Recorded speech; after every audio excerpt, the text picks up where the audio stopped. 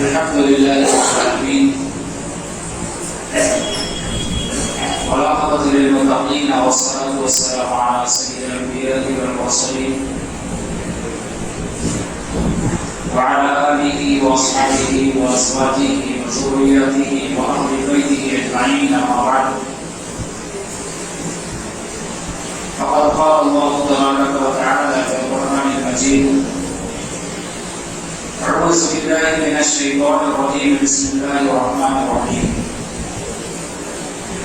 فالذين آمنوا به وعزروه ونصروه واتبعوا النور الذي أرسل معه أولئك هم المفلحون. صدق الله مولانا العظيم. وقال النبي صلى الله تعالى عليه وعلى آله وسلم لا يمكن أحدكم حتى يكون هواه تبعا لما جئت به أو كما قال صلى الله عليه وآله وسلم. وقال النبي صلى الله عليه وعلى آله وسلم لا يؤمن أحدكم حتى أحب إليه من والده وولده والناس أجمعين أو كما قال صلى الله عليه وعلى آله وسلم. اللهم صل على محمد النبي الأمي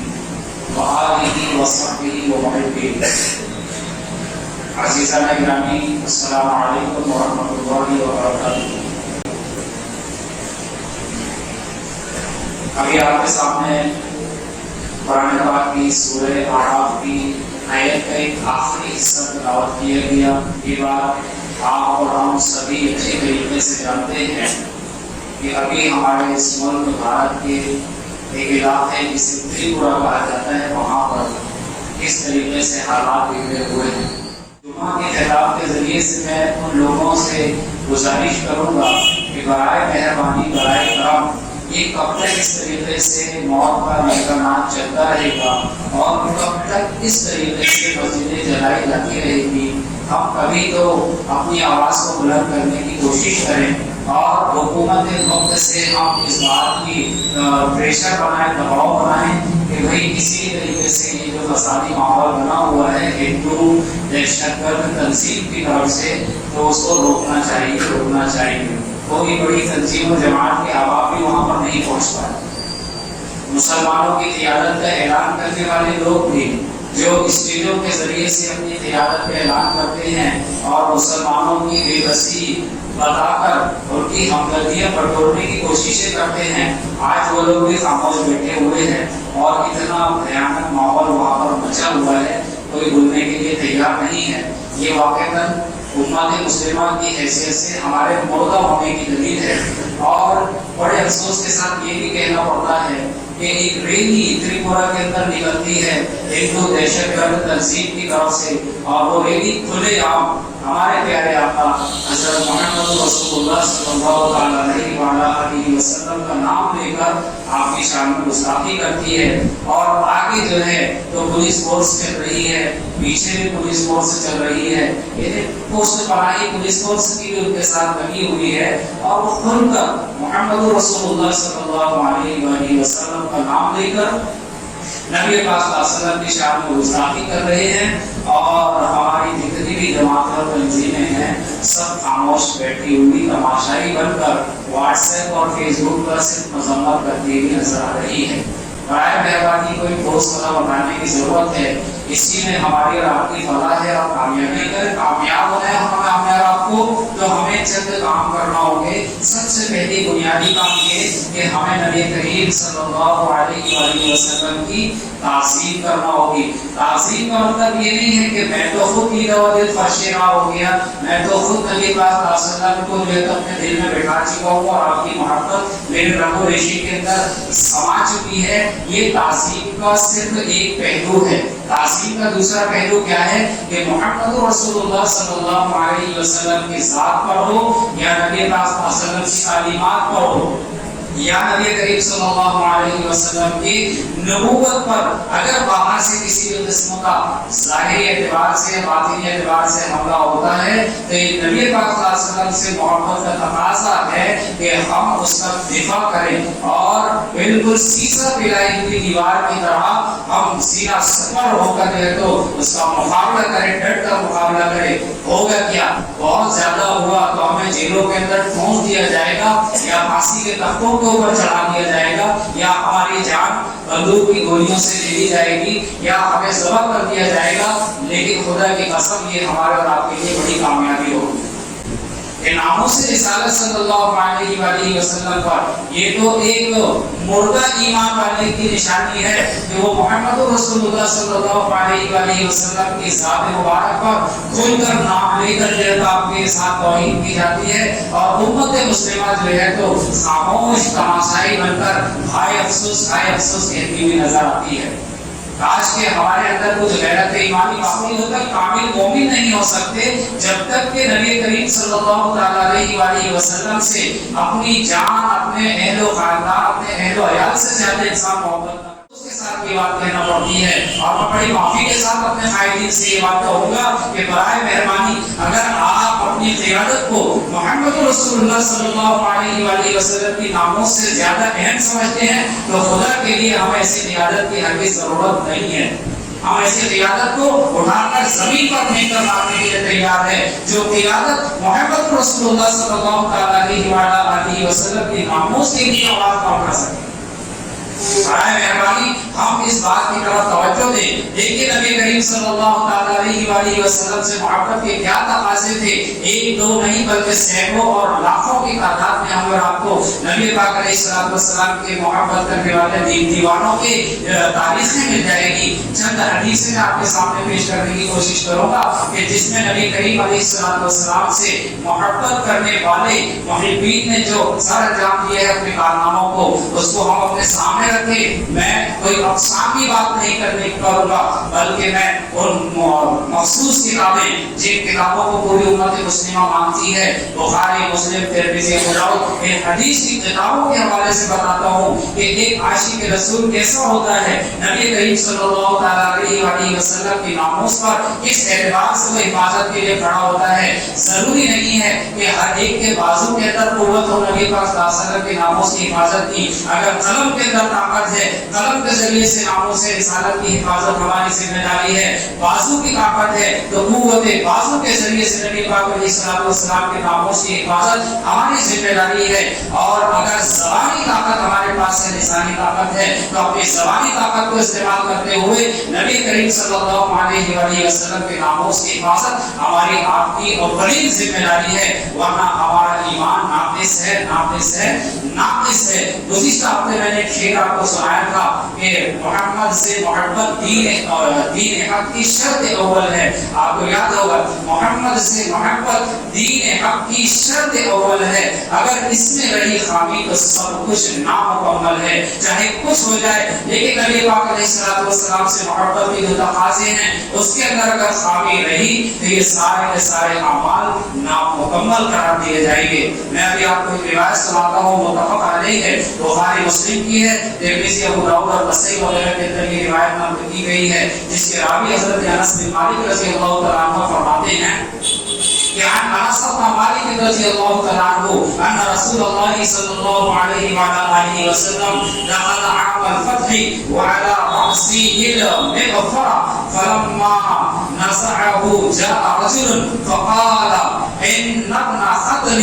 متعلق بأستار الكعبة فقال اقتلوه أو كما قال صلى الله عليه وعلى آله وسلم۔ دیکھیے نبی کریم علیہ السلام کے فتح مکہ کے ایک واقعے کو لوگ بہت اچھے طریقے سے بتاتے ہیں اور بتانا بھی چاہیے کہ نبی کریم علیہ السلام جس وقت مکہ میں داخل ہوئے تھے فاتحانہ انداز میں آپ کا سر اتنا جھکا ہوا تھا کہ اونٹنی کے کوہان سے آپ کا سر ٹیک رہا تھا۔ یہ عاجزی کا علامت تھا نبی پاک صلی اللہ علیہ وسلم کی، اور نبی اکرم صلی اللہ علیہ وسلم نے عام معافی کا اعلان کیا تھا۔ یہ تو ہم کھل کر بتاتے ہیں، لوگوں کو ہر اسٹیج سے بتاتے ہیں، لیکن ساتھ ہی ساتھ یہ بتانا بھی ضروری ہے انہی اسٹیجوں کے ذریعے سے کہ نبی پاک صلی اللہ علیہ وسلم نے جہاں عام معافی معافی کا اعلان کیا تھا۔ نبی پاک صلی اللہ علیہ وسلم نے کیا کہا تھا؟ جو ابو سفیان کے گھر میں داخل وہ بھی امن میں، اور جو اپنے دروازوں کو بند کر لے وہ بھی امن میں۔ انتم الطلقاء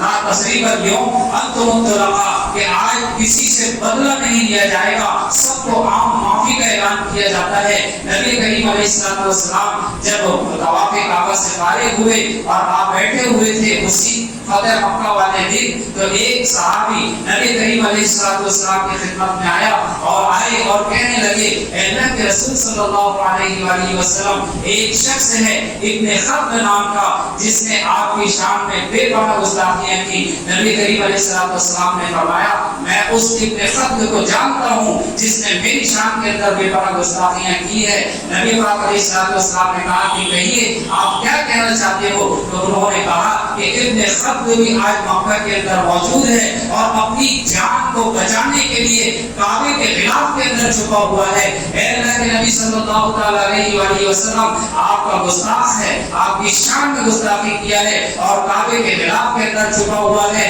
آج عام معافی کا اعلان ہے، تو کیا اس معافی کے اندر وہ بھی شامل ہو جائے گا جس نے آپ کی شان کے اندر گستاخی کی تھی؟ نبی کریم صلی اللہ تعالی علیہ وآلہ وسلم نے کہا، اقتلوہ، جاؤ اور اسے قتل کر دو، جاؤ اور اسے قتل کر دو۔ نبی کریم علیہ السلام کی ناموس کا یہ عالم ہے کہ آپ ایک طرف عام معافی کا اعلان فرماتے ہیں اور دوسری طرف امت مسلمہ کو ایک اعلان یہ کرتے ہیں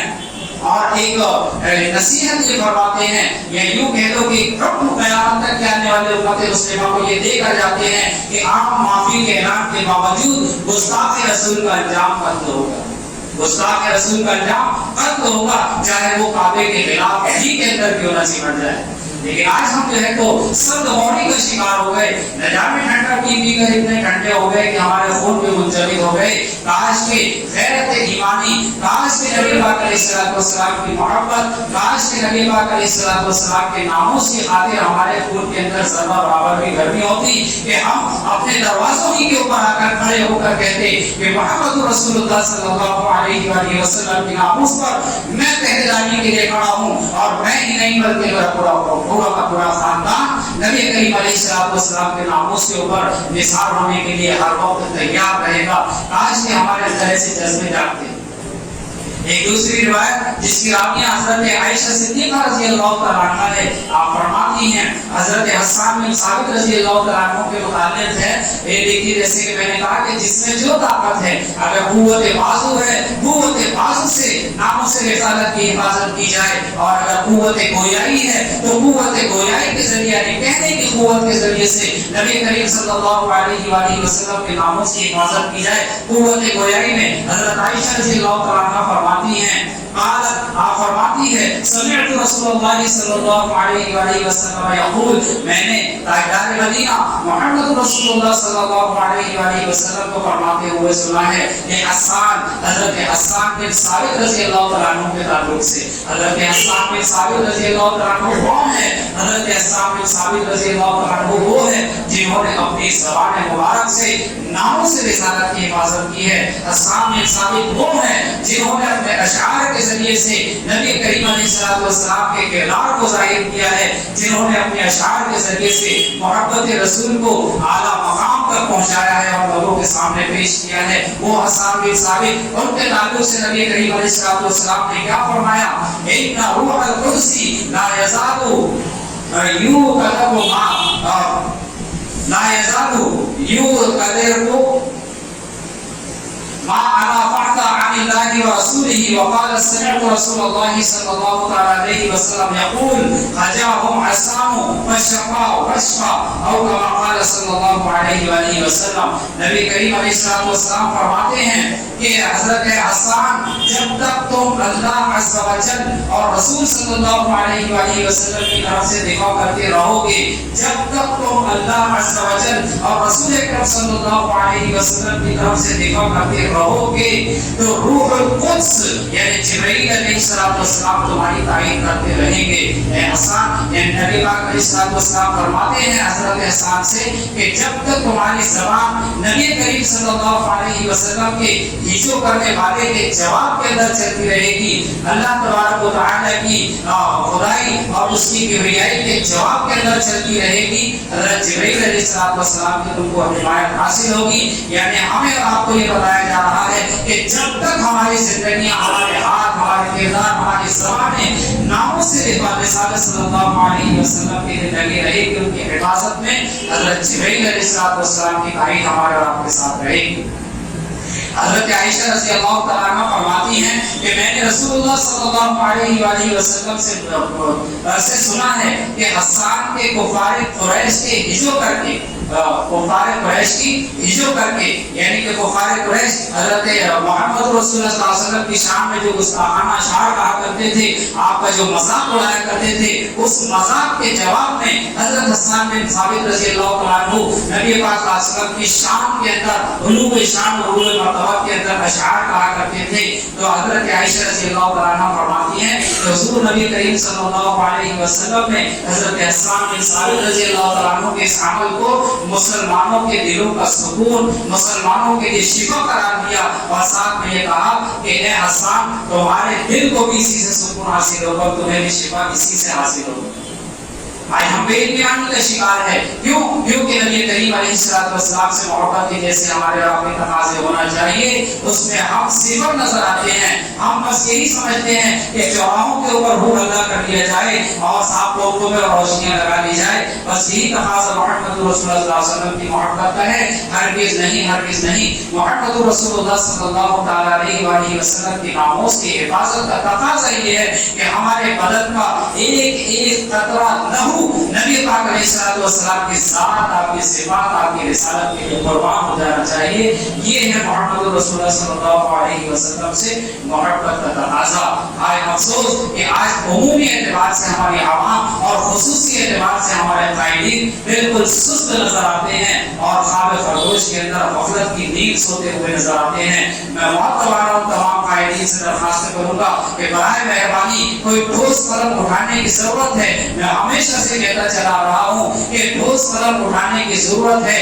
اب بنا کسی ہچکچاہٹ کے آپ یہ نہ سوچیں کہ حکومت کیا کہے گی اور کون کیا کرے گا. ہمیں کسی حکومت کی پرواہ نہیں ہے، ہمیں کسی طاقت سے ڈر نہیں ہے، ہمیں کسی پولیس سے، کسی ادھیکاری سے ڈر نہیں ہے. اگر وہ جیل میں ڈالتے ہیں ڈال دیا جائے، پھانسی کے تختے پر چڑھاتے ہیں چڑھا دیا جائے. میں اپنی ذات کے اعتبار سے تو آج اعلان کرنے میں کوئی ہچک محسوس نہیں کرتا کہ ناموں سے رسالت کی حفاظت کے لیے انشاءاللہ تعالی میں اپنے تن سے، اپنے سر کو جدا کرنے کے لیے تیار ہوں. کوئی میرا کچھ بھی کرے، اللہ تبارک و تعالیٰ سے دعا کیجیے کہ اللہ تبارک و تعالیٰ ہر ایمان والے کو ایسی غیرت رسالت صلی اللہ علیہ وسلم سے نوازے اور ہماری قیادت کو خواب خرگوش سے جگائے اور وہ ٹھوس قدم اٹھائے، حکومت کی پرواہ نہ کرے. ان الحکم الا للہ، ساری حکومت کا مالک اللہ ہے. بیدہ الخیر، ساری بھلائیوں کی کنجیاں اس کے پاس ہے. وہ علی کل شیء قدیر، وہ ہر چیز کے اوپر قدرت رکھنے والا ہے. اللہ تبارک و تعالیٰ مجھے آپ کو، ہر ایمان والے کو کہنے سننے سے زیادہ عمل کی توفیق عنایت فرمائے. محمد رسول اللہ صلی اللہ علیہ وسلم کی ناموس کی خاطر پوری قیادت کو جگائے اور وہ قیادت صحیح معنوں میں اپنی قیادت کو حق ادا کرتے ہوئے ناموس رسالت کی اور شعائر اسلام کی حفاظت کے لیے قدم کو آگے بڑھائے. اللہ تبارک و تعالیٰ ہمیں عمل کی توفیق عنایت فرمائے. آمین.